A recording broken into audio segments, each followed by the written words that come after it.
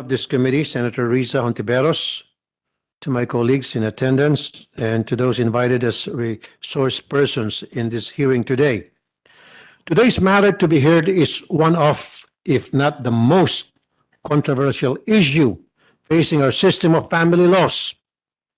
The topic of dissolution of marriage necessarily involves multiple important considerations, such as its effect on the children, if any, and how our system of dissolutions will stand in the face of our country's strong religious convictions. It is often cited that aside from the Vatican, the Philippines is the last remaining country.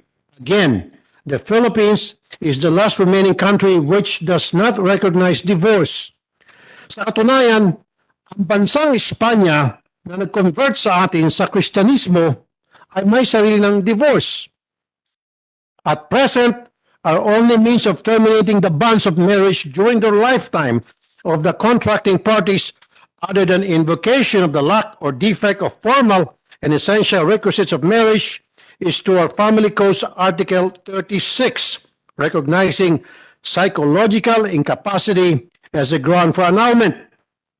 This lack of a divorce law creates a difficult situation for Filipinos. In my experience in public service prior to my election as a senator, I have seen countless persons stuck in what is a toxic or unproductive marriage. Although the wife or husband suffers day by day by the hand of their spouse, they are left with no choice than to suffer endlessly to the detriment of their physical and psychological well-being.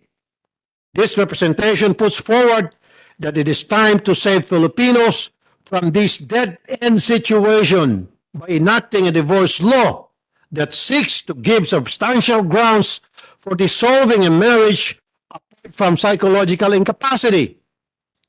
In drafting the bill for legalizing the dissolution of marriage, I have come across and read through both civil and common law grounds as well as canon law grounds for dissolution of marriage. To my surprise, it would seem as if our laws in the Family Code is in fact stricter than those found in the laws of the Catholic Church. It is woefully absurd to me that canon law provides for multiple grounds for dissolution of marriage, while our current laws provide for less. In legislating grounds for dissolution of marriage, however, I do not agree that we allow dissolution by mutual consent.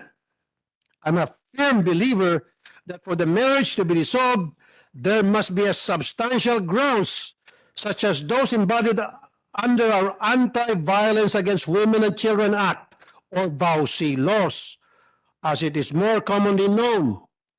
To allow for mutual consent divorce reduce the value of marriage as a special contract between two parties and would reduce marriage to a multiple or simple settlement for property relations.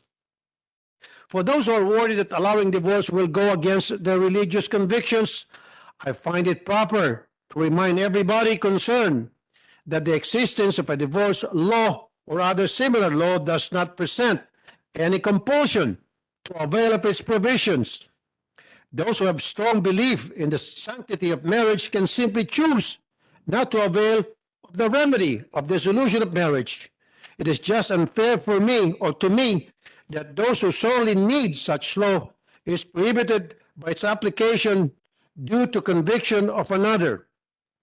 Further, to those saying that psychological incapacity in our family code is sufficient should be reminded of the mental acrobatics our courts have to perform in determining the grant or denial of annulment under the grounds.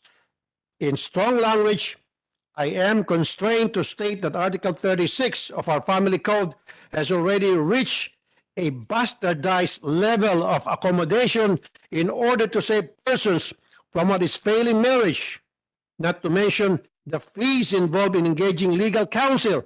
To dissolve a marriage is not one that all persons can readily afford, and there is no guarantee in its grant on the grounds for psychological incapacity is vague in stating that there is an inability to perform the obligation of a marriage, and such incapacity has existed prior to the celebration of the marriage.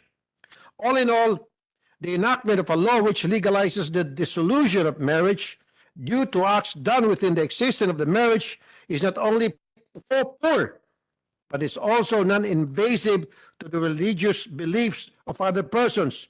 It also gives us a chance to save those who are negatively affected,